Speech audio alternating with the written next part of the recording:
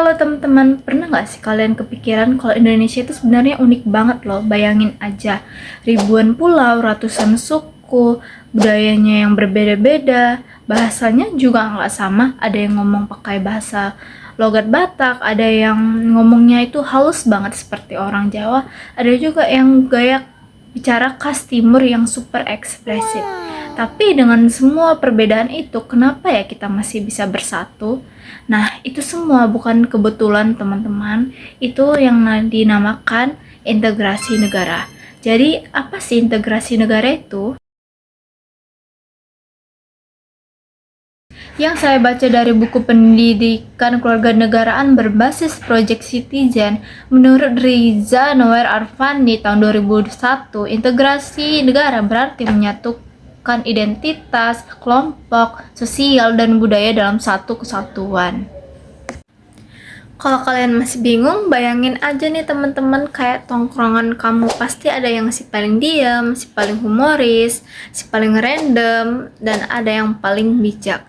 Tapi kalau lagi kumpul tetap nyambung, tetap seru, tetap solid kan? Yes. Nah, Indonesia juga gitu. Bedanya bukan cuma 5 orang atau 10 orang aja, tapi jutaan.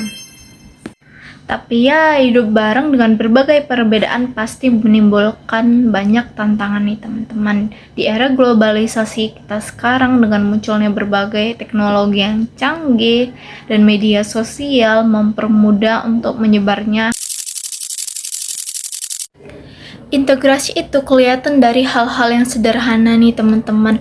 Waktu kita gotong royong, bantu orang lain tanpa melihat perbedaan, atau kita punya teman yang berbeda agama tapi kita tetap menghargai dan saling menjaga.